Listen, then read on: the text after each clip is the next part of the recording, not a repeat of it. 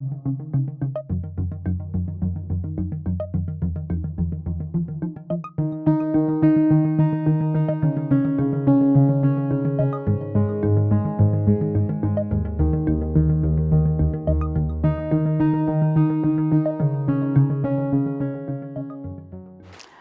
à toutes et à tous. Bienvenue au Forum Saint-Laurent sur la sécurité internationale.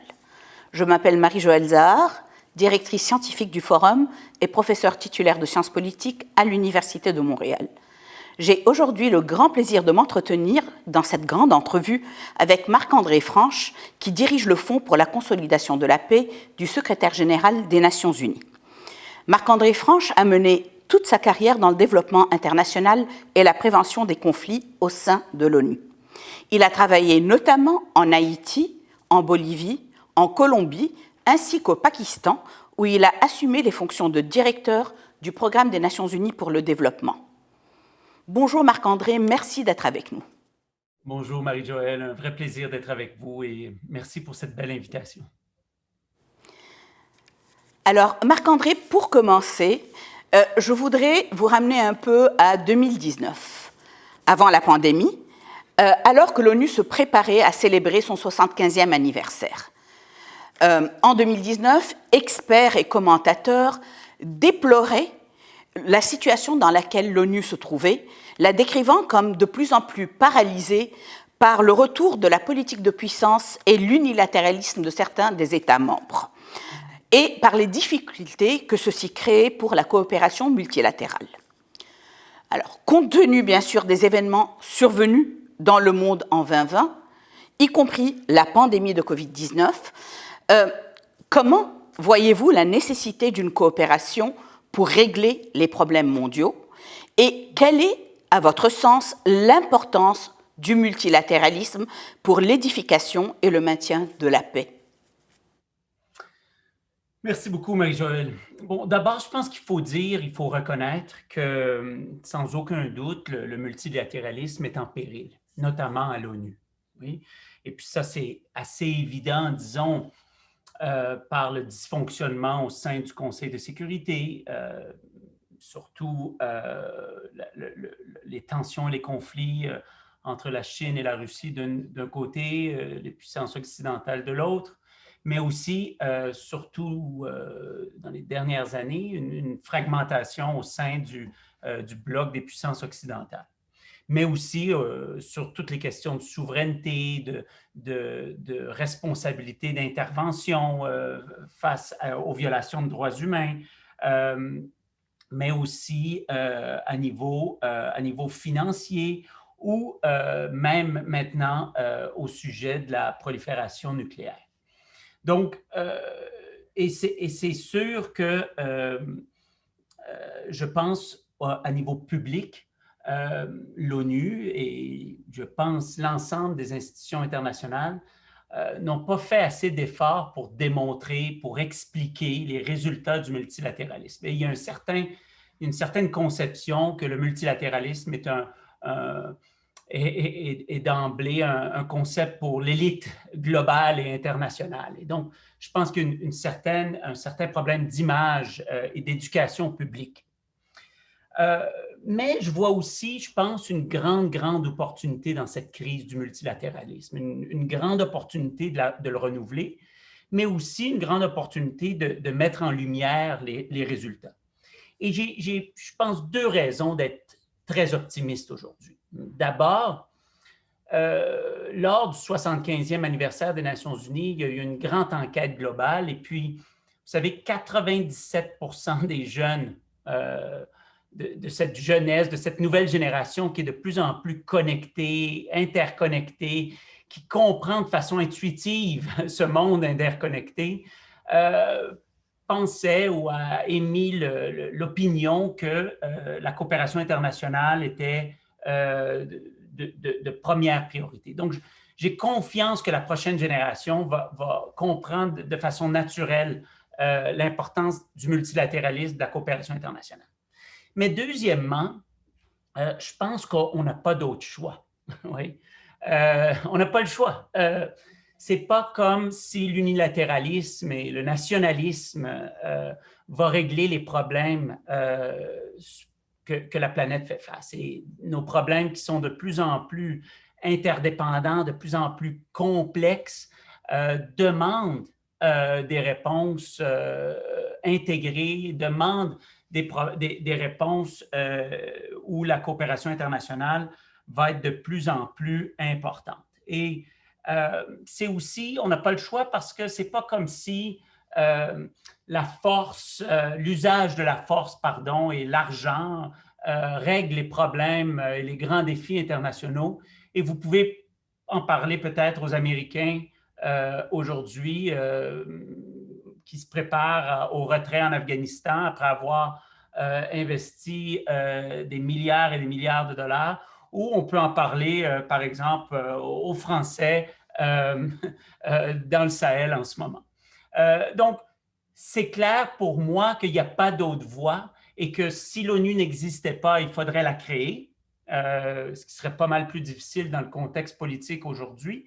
Mais je pense que la nature des défis que l'on fait face aujourd'hui joue en faveur d'une ONU plus forte, oui, une ONU revitalisée, renouvelée, mais joue en faveur d'un système multilatéral fort. L'autre chose à dire, c'est que quand on pense au multilatéralisme, le multilatéralisme est très complexe. Il faut aussi penser au-delà, disons, de la tension géopolitique au Conseil de sécurité. Le système multilatéral mondial a des éléments financiers, comme l'a démontré, par exemple, toute la question de l'allègement de la dette dernièrement autour de la pandémie, a des aspects de développement, de financement du développement, de droits humains, des aspects juridiques, de droit international. Donc, c'est un système extrêmement complexe et un système très, très varié. Et je pense qu'au bout de la ligne, la pandémie, aujourd'hui, a démontré non seulement qu'il faut des États forts, mais que le multilatéralisme et la coopération ont besoin de ces États forts et que la souveraineté des États est complémentaire à une coopération internationale forte. Puis si je peux me permettre, disons, pour répondre à la deuxième partie de ta question, le secrétaire général a tracé 3 grandes voies de renouvellement du multilatéralisme à l'ONU. Et puis, je veux juste dire quelques mots de qu'est-ce que ça veut dire ça pour le pilier paix et sécurité ou pour plus précisément la consolidation de la paix et disons, le travail que moi et mon équipe ont fait tous les jours. Le secrétaire général a parlé d'abord d'un système multilatéral qui se doit d'être plus inclusif. Et ça, pour nous, ça veut dire que la consolidation de la paix ne peut plus être le domaine exclusif des États, mais doit inclure une grande gamme d'acteurs de la société civile, du secteur privé, des médias, mais aussi que les décisions sur la consolidation de la paix ne peuvent plus être prises par les grandes puissances, doivent être prises pour qu'elles soient durables, pour qu'elles soient effectives, doivent être prises par les pays eux-mêmes qui souffrent de ces problèmes. Deuxièmement, il a parlé d'un multilatéralisme qui se doit d'être plus interconnecté. Et ici, je pense qu'il s'agit pour l'ONU de penser non seulement à ce que doit faire l'ONU, mais ce que doit faire l'ONU dans la constellation d'acteurs de la communauté internationale et des acteurs multilatéraux. Et ici, il s'agit de cohérence. Oui? Et je pense pour nous, s'il y a un grand défi en ce moment, c'est celui de la cohérence. Comment différents aspects du système multilatéral travaillent ensemble vers le même objectif pour la consolidation de la paix. Comment on amène, par exemple, les acteurs financiers internationaux à investir de façon plus sensible au conflit, investir sous une même analyse des conflits. Et ici, au-delà, disons, des divisions ou des compartiments, développement humanitaire, consolidation de la paix.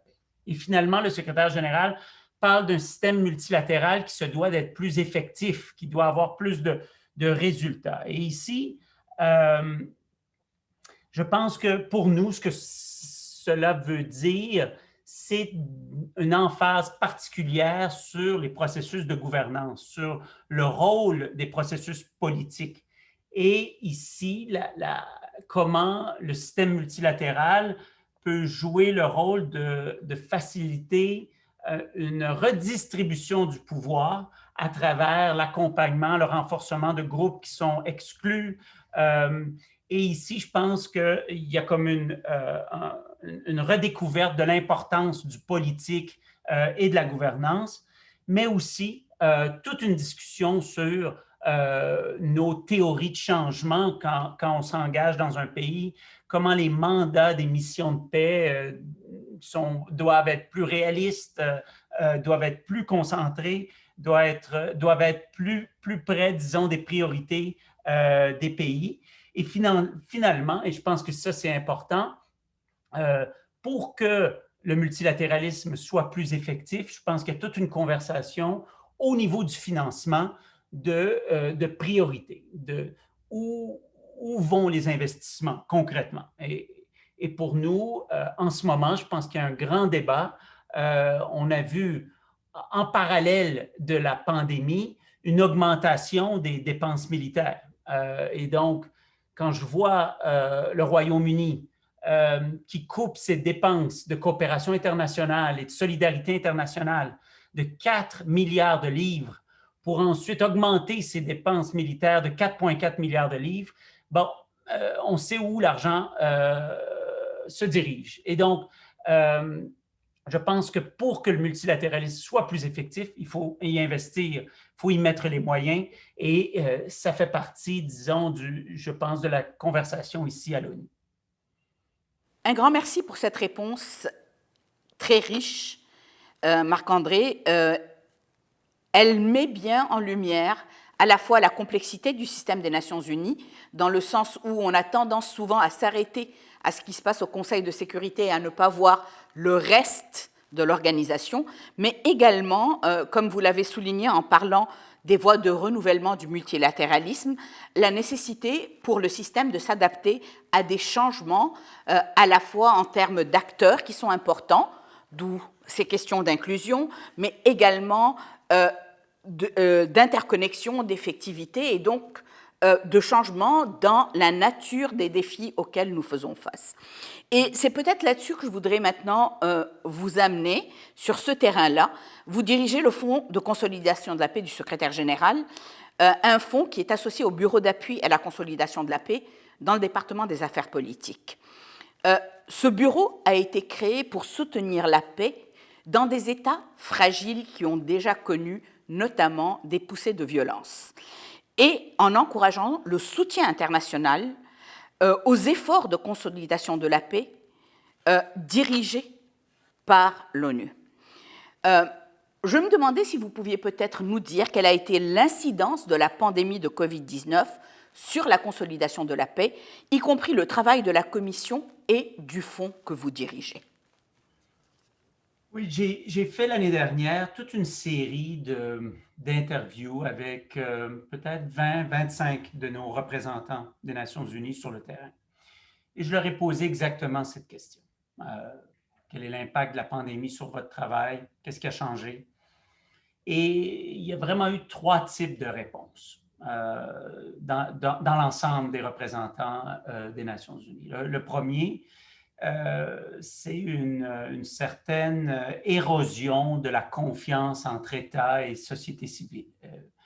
Disons, dans une érosion de la légitimité de l'État parce que beaucoup de pays ont mal géré l'information publique, la réponse à la crise, en commençant par les tests, l'information, les vaccins, mais aussi ont agi avec peu de transparence.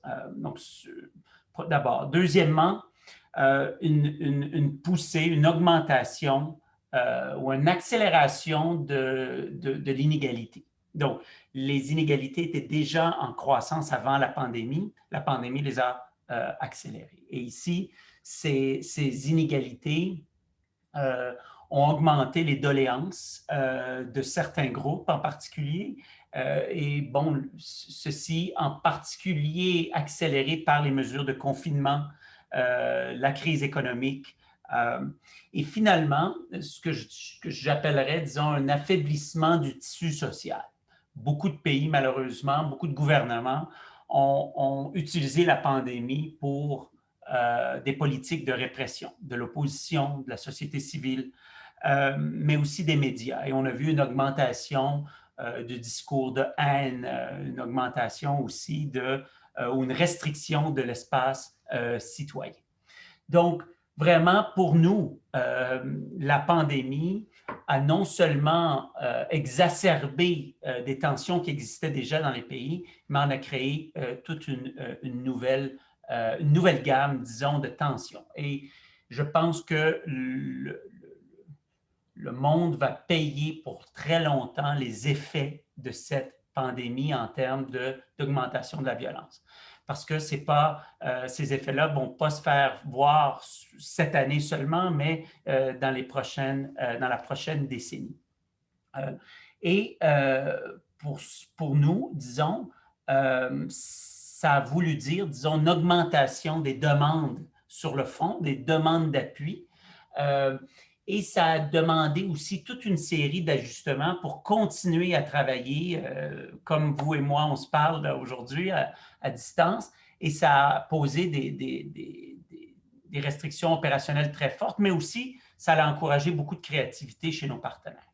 Et je vous dirais que pour le fond, ce que ça a voulu dire, c'est d'une part, beaucoup de travail de renforcement de la confiance entre forces de sécurité et société civile, renforcement des groupes qui font le suivi des droits humains. Ça a voulu dire aussi, dans beaucoup de cas, l'intégration dans des processus de dialogue, des processus politiques, des voix des jeunes, des femmes et de ceux qui avaient moins accès, disons, aux services de santé.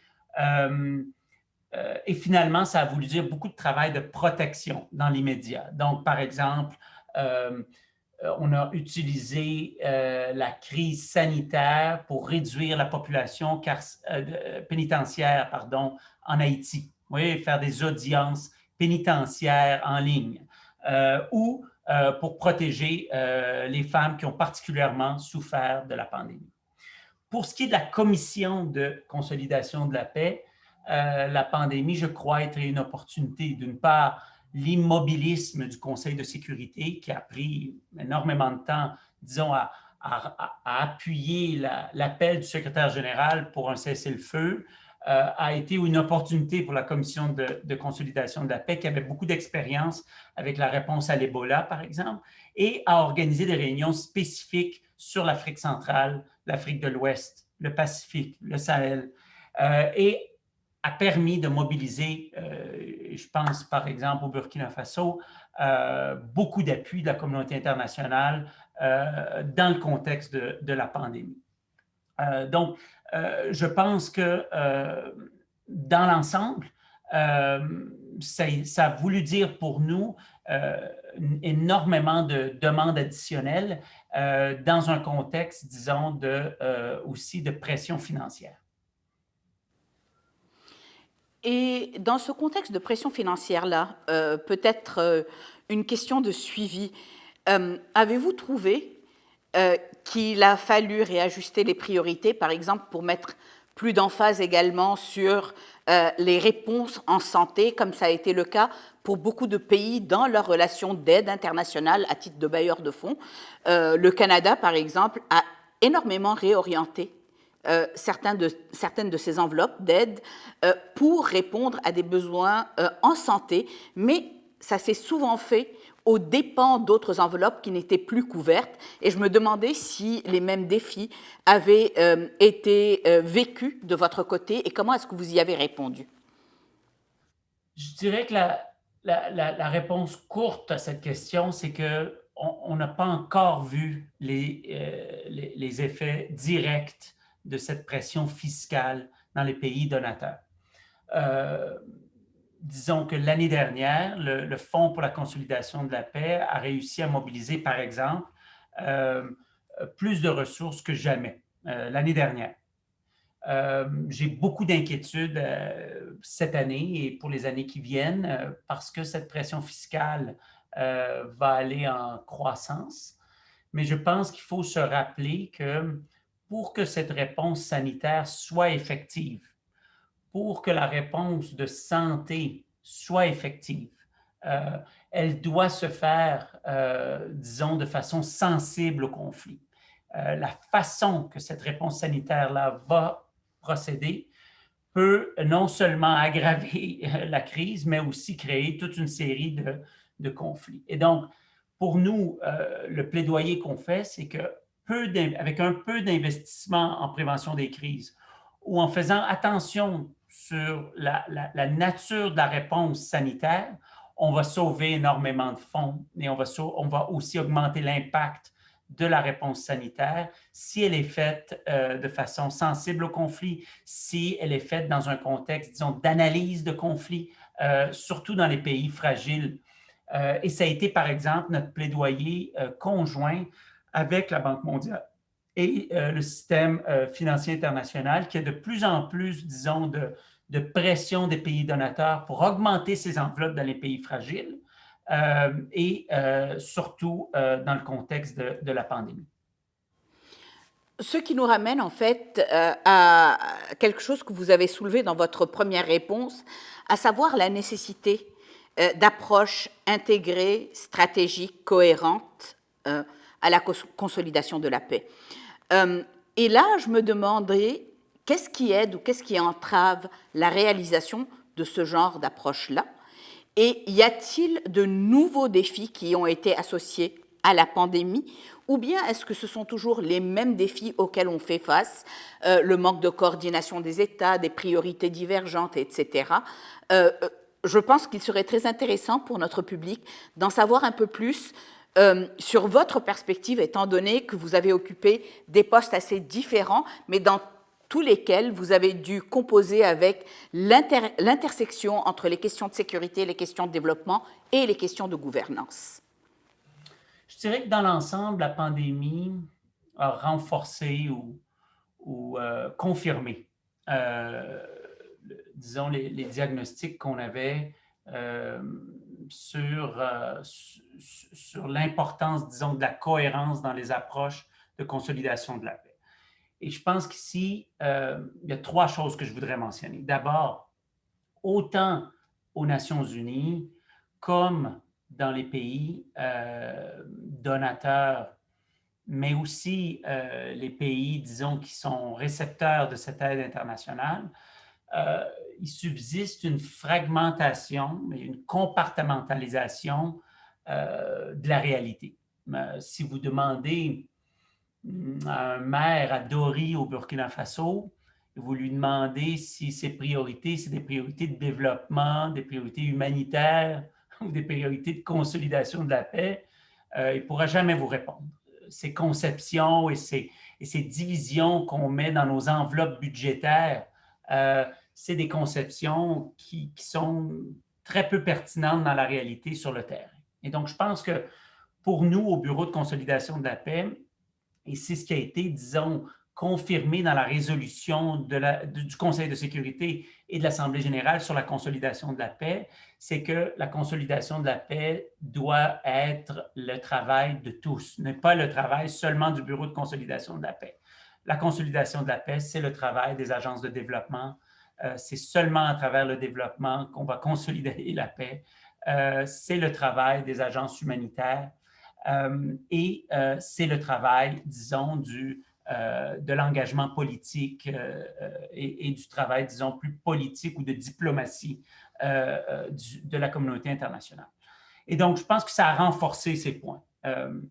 Deuxièmement, je pense que ça a mis l'emphase sur le besoin d'engagement à moyen et à long terme, que la poursuite d'objectifs de court terme de stabilisation va souvent contre une solution à moyen et à long terme. Et donc, je pense que pour nous, il s'agit de nouveau de penser à des stratégies à court et à moyen terme et d'engagement de tous les acteurs. Et finalement, je reviens sur la question de la politique et de l'inclusion. Ici, je pense que la pandémie encore a mis l'emphase sur la fragilité des systèmes de gouvernance et que la consolidation de la paix pour nous va dépendre de l'engagement, disons, la facilitation de processus de concertation et de l'établissement de systèmes de gouvernance qui réduisent les inégalités et réduisent l'exclusion de groupes en particulier. Donc, je pense que ces trois éléments-là font partie, disons, de cette discussion sur l'approche intégrée. Et en termes de réduction d'inégalités, un élément très important, bien sûr, pour avoir des résultats soutenables. Et on parle beaucoup de paix soutenable de nos jours, de paix durable aux Nations Unies, mais également dans d'autres milieux. Donc, en termes de réduction des inégalités, pensez-vous que certaines des réactions que nous voyons autour de nous aujourd'hui en termes de préparation à la sortie de crise pandémique, un renfermement un peu des États et des sociétés sur eux-mêmes, une priorisation, vous avez souligné l'exemple du Royaume-Uni, mais il est loin d'être le seul. Le Canada a également réduit son enveloppe budgétaire pour l'aide internationale dans son dernier budget qui a été déposé il y a quelques jours.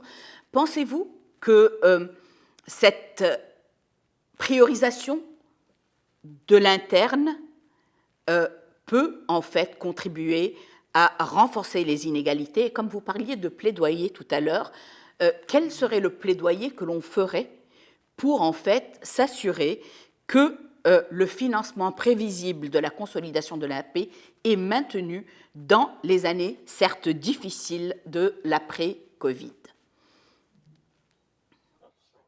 Donc, je pense que d'un côté, je vous parle des États-Unis, et puis bon, s'il y a un pays où est-ce qui a eu certains comportements, disons, de repli vers soi-même, c'est bien les États-Unis.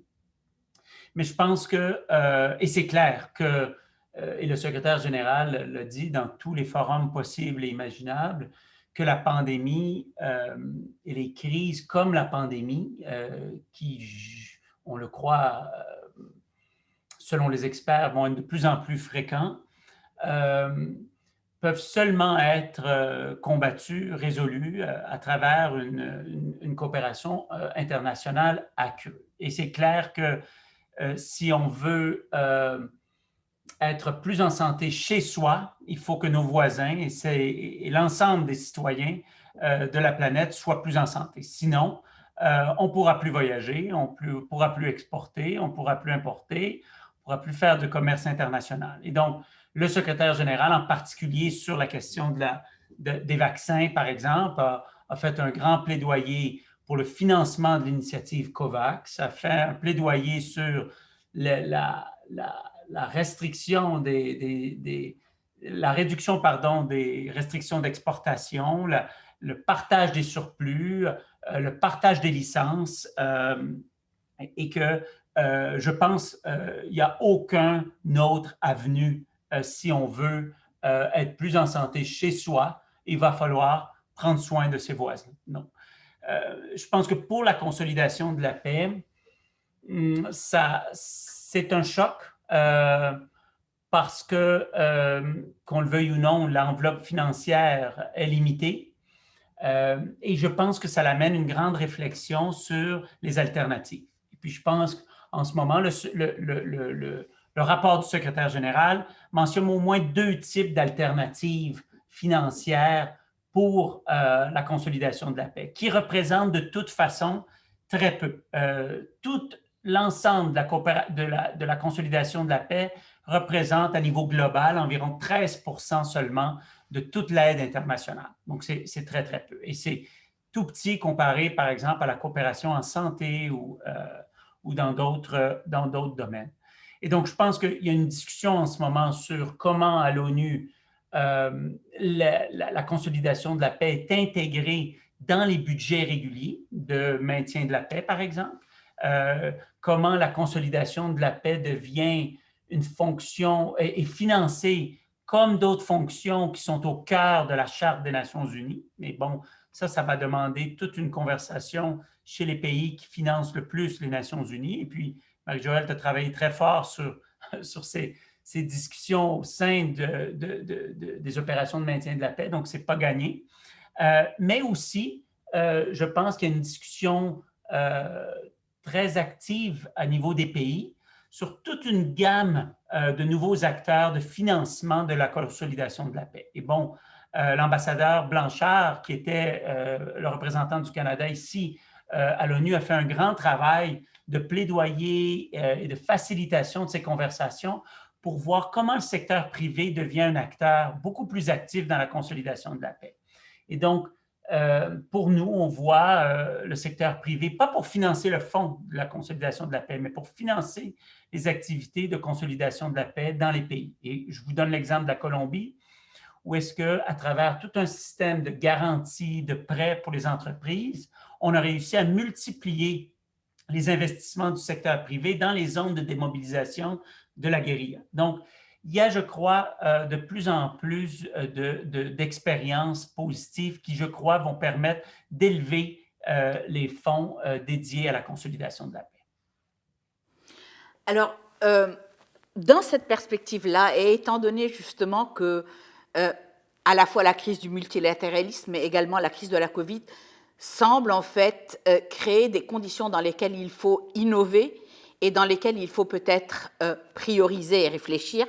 Peut-être qu'en conclusion de cette discussion, je vous demanderai quelles sont, à votre avis, les possibilités de reconstruire mieux après la pandémie, les opportunités de renouveler le multilatéralisme et de s'assurer par la même occasion d'arriver à avoir un renouvellement qui soit inclusif, interconnecté et efficace, et qui permette donc de répondre à la complexité des problèmes que notre monde va probablement devoir affronter de manière beaucoup plus régulière dans les années et les décennies à venir. Je pense que, et encore comme le secrétaire général l'a dit, on est vraiment à un point tournant. Et je pense que surtout les grandes puissances, mais aussi l'élite dans l'élite et les gouvernements dans les différents pays ont le choix. Ont le choix. Il y a des décisions très sérieuses qui vont devoir être prises entre, comme vous le dites, un certain repli et une coopération. Je pense que les événements vont forcer la donne. Je pense que la pandémie elle-même force la donne et je pense que l'impératif d'un défi comme le changement climatique va forcer la donne. Maintenant, je pense qu'un autre effet positif qui je pense, est encourageant, c'est la réalisation qu'on ne peut pas faire face à ce genre de problèmes globaux, de défis globaux, sans des États, sans des institutions publiques fortes, sans prendre soin de nos biens publics globaux. Et donc, je suis, d'une part, en tout cas à moyen et à long terme, encouragé, disons, par ça, pas parce que nécessairement il y a une réalisation oui, d'une élite qui se rend compte de ça, mais je pense parce qu'il n'y aura pas d'autre choix et parce que les événements vont forcer une coopération, une collaboration. Et je pense qu'aussi, ça ne veut pas dire que la compétition entre grandes puissances ne va pas continuer, mais je pense qu'elle est moins sévère qu'on le perçoit, disons, en lisant le journal tous les matins. Mais comme dans toute compétition entre grandes puissances, il y a toujours des domaines de collaboration. Et je pense que, par exemple, dernièrement, le rapprochement entre la Chine et les États-Unis dans le domaine des changements climatiques est encourageant. Dans le domaine, je dirais, de la consolidation de la paix, je pense que les résultats des dernières années, l'horreur qui a été des conflits à travers le monde, que ce soit au Yémen, en Syrie, et je pense l'échec cuisant des réponses militaires et sécuritaires à des problèmes complexes et des problèmes sous-jacents font en sorte que je pense que l'opinion publique internationale, les gouvernements seront plus prêts à mettre des milliards et des milliards de dollars sur des réponses militaires, étant donné l'échec. Et donc, encore là, j'ose croire que les événements vont forcer les gouvernements à adopter ou à se poser des questions sur des solutions qui ont beaucoup plus d'efficacité. Donc, je reste optimiste malgré, disons, toutes les, disons, à court terme, plein de signaux très négatifs. Bon, peut-être en conclusion, Marc-André, puisque le forum a un public très diversifié, des jeunes bien sûr, mais également des personnes du milieu d'affaires, des médias, pas juste des diplomates et des hommes d'État.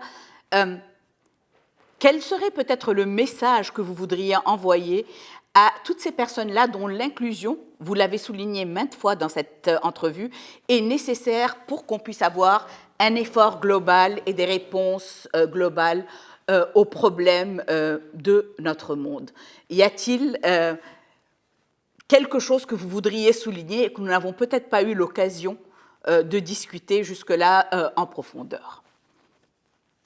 Oui, surtout en regardant le monde depuis le Québec, depuis le fleuve Saint-Laurent, disons. Je pense que le message que je pourrais transmettre, qui est un message assez simple, c'est que de plus en plus, disons, les décisions, disons, notre bien-être, notre succès comme homme d'affaires, comme activiste, comme diplomate, comme notre capacité d'améliorer la vie de nos sociétés chez nous dépend de plus en plus de la santé et du bien-être de nos voisins. Et donc, pour ça, et pour pouvoir influencer et pour pouvoir être un acteur qui a de l'impact chez soi, il faut comprendre davantage ailleurs. Et donc, le travail que vous faites au Forum Saint-Laurent et le travail que, Marie-Joëlle, vous faites à l'université, je pense est un travail crucial. Sans comprendre comment les motivations, les contextes, les défis que font face les autres, ça va être très difficile de les influencer. Donc, je pense que c'est ce travail de réflexion, de compréhension, se mettre dans la peau des autres, aller vivre et s'intégrer dans d'autres sociétés pour les comprendre, devient de plus en plus important aujourd'hui. Donc, pour résoudre les problèmes du Québec, il faut aller vivre en Syrie, il faut aller vivre en Chine, il faut les comprendre. Et je pense que c'est ça, je pense, l'objectif au bout de la ligne du Forum Saint-Laurent, si je peux me permettre, et peut-être le mot de la fin de ma part. Un énorme merci, Marc-André Franche, pour cette entrevue très généreuse. Je sais que votre temps est compté et on apprécie énormément que vous ayez pris le temps de votre bureau, malgré le fait que la plupart d'entre nous travaillons quand même de la maison de nos jours, pour parler avec le public du forum. Merci à tous ceux et à celles qui ont suivi cette entrevue. Je vous invite à revenir à 13h pour la table ronde avec les étudiants et étudiantes dont les notes de politique ont été retenues comme finalistes par le jury du concours des notes politiques du Forum Saint-Laurent. Inscrivez-vous sur le site du forum fsl.québec. Merci et au revoir.